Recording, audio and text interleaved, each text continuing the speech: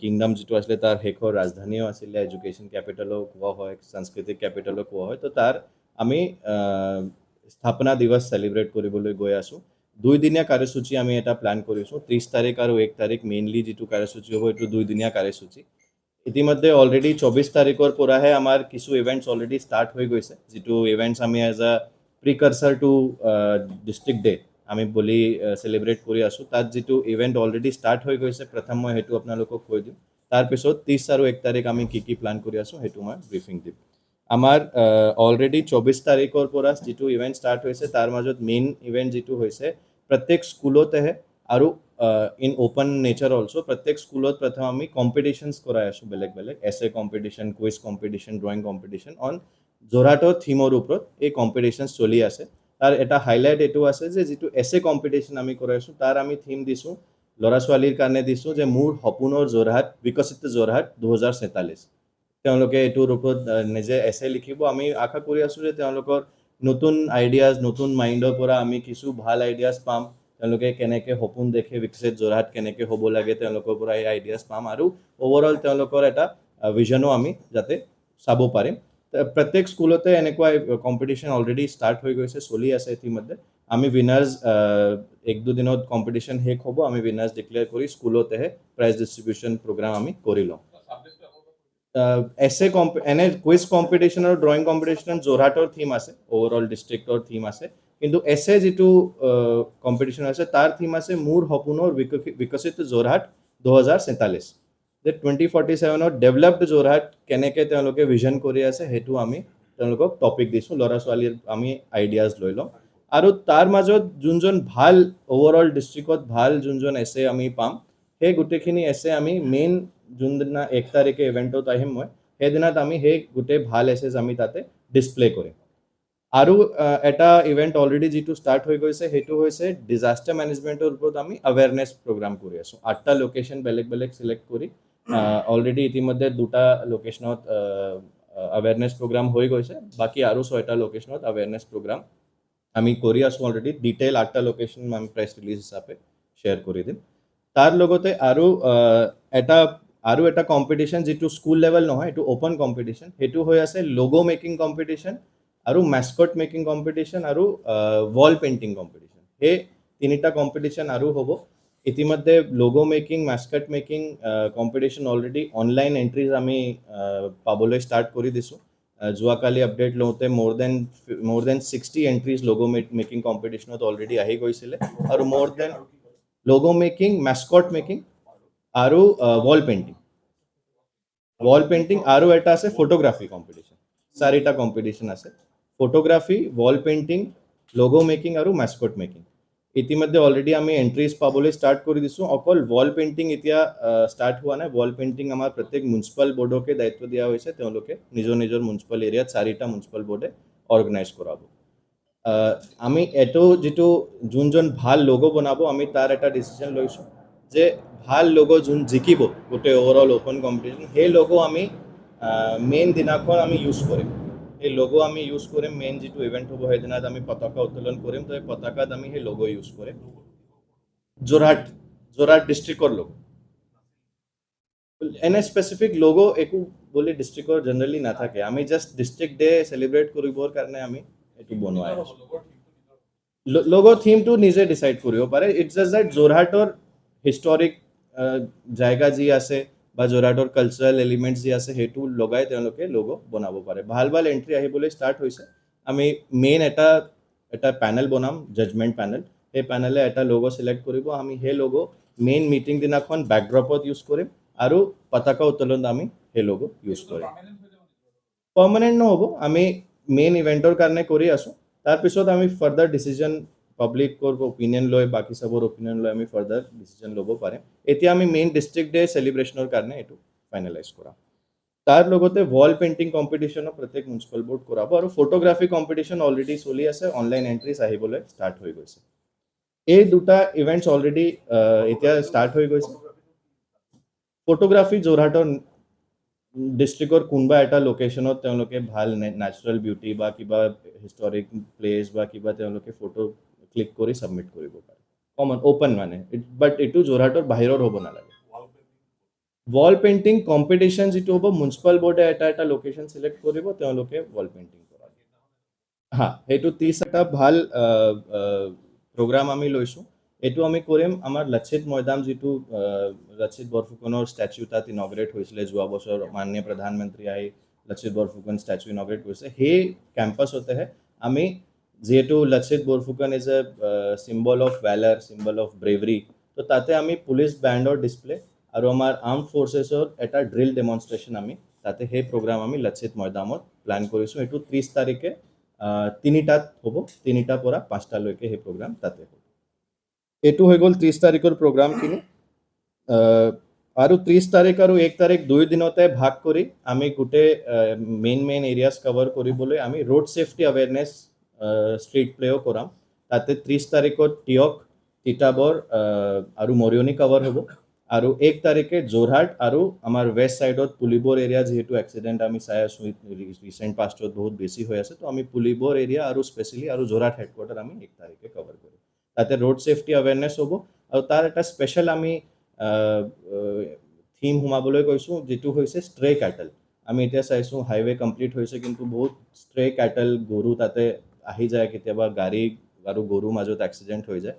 তো সেইটো আমি ওচৰত যিমানখিনি কেটল অ'নাৰ্ছ আছে তেওঁলোকক মাতিম তাতে, আৰু ষ্ট্ৰীট প্লে জৰিয়তে তেওঁলোকক আমি এৱেৰনেছ দিম, যাতে ষ্ট্ৰে কেটলৰ ইছ্যু আমি এড্ৰেছ কৰিব পাৰোঁ। ইমান হৈ গ'ল 30 তাৰিখৰ প্ৰগ্ৰাম। তাৰপিছত 1 তাৰিখ আমাৰ যোনদিনা মেইন জিলা দিৱস আছে, মেইন জিলা দিৱসৰ দিনাত আমি ৰাতিপুৱা 9টাত আমি আমাৰ DC অফিচৰ ফ্ৰণ্টতে আমি 42 ফ্লেগছ তাতে ডিছপ্লে কৰিম, আৰু মেইন এটা ফ্লেগ হোষ্টিং কৰিম। সেইটো 9টাত হ'ব, আৰু তাৰ লগতে এটা স্মল এটা কালচাৰেল প্ৰগ্ৰামো তাতে আমি কৰিম। তাৰ লগতে 9টাত ফ্লেগ হোষ্টিং হোৱাৰ পাছত 10টাৰ পৰা আমাৰ তাত সেই যোৰহাট DC অফিচৰ কেম্পাছতেহে যিটো পাৰ্কিং এৰিয়া আছে, তাতে এটা আমি টেম্পৰাৰী পাণ্ডাল এটা বনাইছোঁ। তাতে আমাৰ এমপ্লয় এছ'চিয়েশ্যন যে আছে, এমপ্লয় এছ'চিয়েশ্যনে তাতে নাম কীৰ্তনৰ পৰা ষ্টাৰ্ট কৰি ৰাতি ভাওনা কাৰ্যসূচী হাতত লৈছে, তেওঁলোকে সেইটো তাতে 1 তাৰিখ দিনাখন কৰিব। মেইন যিটো মূল সভা হ'ব, জিলা দিৱসৰ মূল সভা, সেইটো আমি যোৰহাট থিয়েটাৰ হলত প্লেন কৰিছোঁ। যোৰহাট থিয়েটাৰ হলত 11টাত আমি মূল সভা 1 তাৰিখ দিনাখন কৰিম। আৰু তাতে আমি অনাৰেবল গাৰ্ডেন মিনিষ্টাৰ মেডামকো ইনভাইট কৰিছোঁ, আৰু বাকী আমাৰ সব লিডিং চিটিজেনছ তাতে আমি ইনভাইট কৰিছোঁ। তাতে গোটেই যোৰহাট ডিষ্ট্ৰিক্টৰ ওপৰত ডিছকাশ্যন, আৰু এটা মেইন ৰিচোৰ্চ পাৰ্চন আমি চিলেক্ট কৰিম, তাতে যোৰহাট ডিষ্ট্ৰিক্টৰ ওপৰত ডিছকাশ্যন কৰা হ'ব। তাৰ লগতে আমাৰ গোটেই বছৰত যিমানখিনি এচিভাৰ্ছ আছে, কোনোবা স্পৰ্টছৰ কিবা নেশ্যনেল জিকিব পাৰে, কোনোবা কিবা ষ্টেট কম্পিটিশ্যন জিকিছে, কোনোবা এডুকেশ্যনত ভাল কৰিছে, কোনোবা কালচাৰেল ডোমেনত ভাল কৰিছে, কোনোবা আমাৰ এমপ্লয় ফিল্ড লেভেল ৱৰ্কাৰ ভাল কাম কৰি আছে, জলমিত্ৰ হ'ব পাৰে, গাঁও পঞ্চায়তৰ কোনোবা হ'ব পাৰে, যিমান আছে আমি চবক ফেলিচিটেশ্যন তাতে ডিষ্ট্ৰিক্ট ডে দিনাখন আমি কৰিম।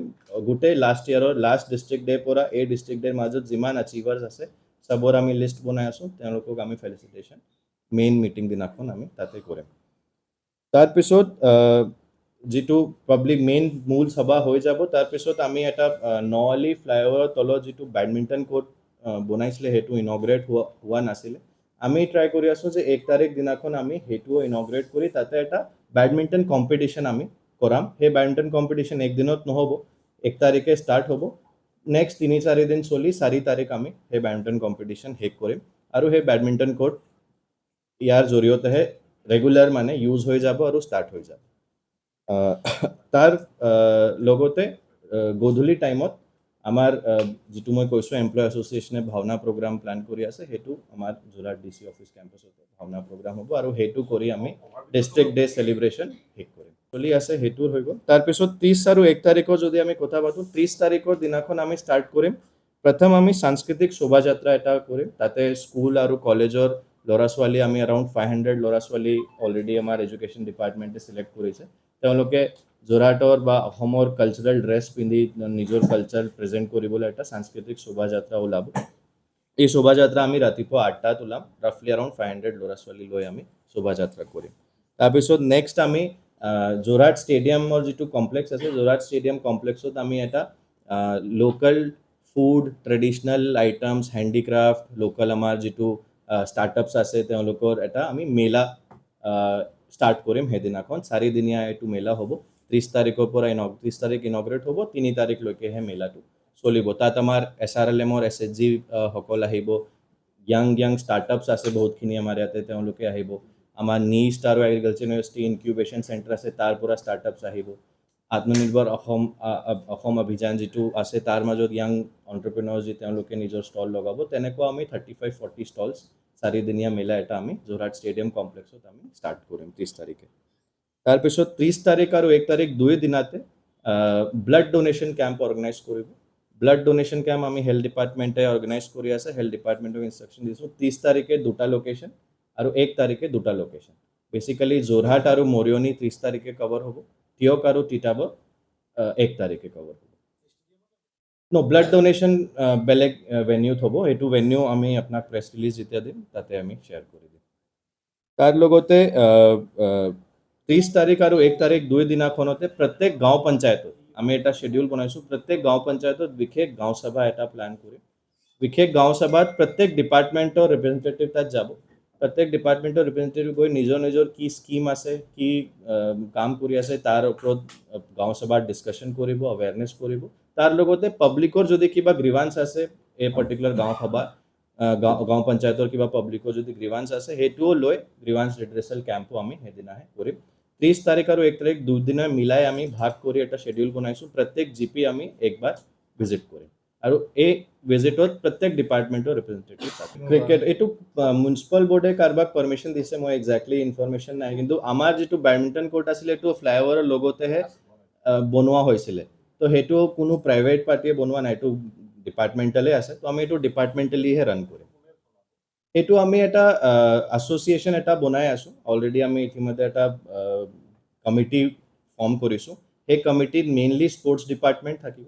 স্পৰ্টছ ডিপাৰ্টমেণ্ট লগত যিহেতু এইটো মিউনিচিপাল এৰিয়া মিউনিচিপাল বৰ্ডৰ কণ্ট্ৰলত থাকে তো মিউনিচিপাল বৰ্ডৰ ৰিপ্ৰেজেণ্টেটিভ আমাৰ PW ৰোডছৰ ৰিপ্ৰেজেণ্টেটিভ আৰু DC অফিচৰ ৰিপ্ৰেজেণ্টেটিভ আৰু বেডমিণ্টন মেইন কোনোবা এজন এক্সপাৰ্ট মেম্বাৰ লৈ আমি এটা কমিটি বনাইছোঁ যাতে সেই কমিটিহে ৰেগুলাৰলি তাতে বেডমিণ্টন কোৰ্ট ৰান কৰি থাকে আৰু সৰু ল'ৰা ছোৱালী কোচিঙৰ কাৰণেও আমি তাতে এটা প্ৰভিজন পিছত প্লান কৰিম আৰু সেইটো আমি এইটোৱে নেক্সট মই আহি আছিলোঁ বেডমিণ্টন কোৰ্ট ইনগ্ৰেশ্যন হোৱাৰ পাছত কম্পিটিশ্যন ইনগ্ৰেশ্যন হোৱাৰ পাছত গধূলি টাইমত 1 তাৰিখে গধূলি টাইমত 5:30 মানত আমি নেহৰু পাৰ্ক ইনগ্ৰেট কৰিম ট্ৰাই কৰি আছোঁ গান্ধী পাৰ্কৰো কাম হৈ যায় গান্ধী পাৰ্কো কৰিব পাৰিম কিন্তু নেহৰু পাৰ্ক 100% কমপ্লিট হৈ গৈছে এইটো 100% ইনগ্ৰেট কৰা হ'ব তো ইমানে আমাৰ কাৰ্যসূচী আছিলে ডিষ্ট্ৰিক্ট ডে চেলিব্ৰেশ্যনৰ কাৰণে বাকী ডিটেইল যিটো প্লেনিং আছে আৰু ডিটেইল প্ৰেছ ৰিলিজ এটা বনাইছোঁ এইটো আপোনালোকৰ লগত শ্বেয়াৰ এইটো ভাল ছাজেশ্যন দিছে মই নোট ডাউন কৰি লৈছোঁ কি কৰিব পাৰি বিকজ বহুত বেছি টাইম নাই হাতত এতিয়া আমি কিবা এটা তেখেতৰ স্মৃতিলৈ কিবা এটা ইভেণ্ট আমি ইনক্লুড কৰি দিব পাৰিম মই এইটো নোট ডাউন কৰিছোঁ সময়ৰ খবৰ সময়ত পাবলৈ ফ'ল' কৰক টাইম অফ আছাম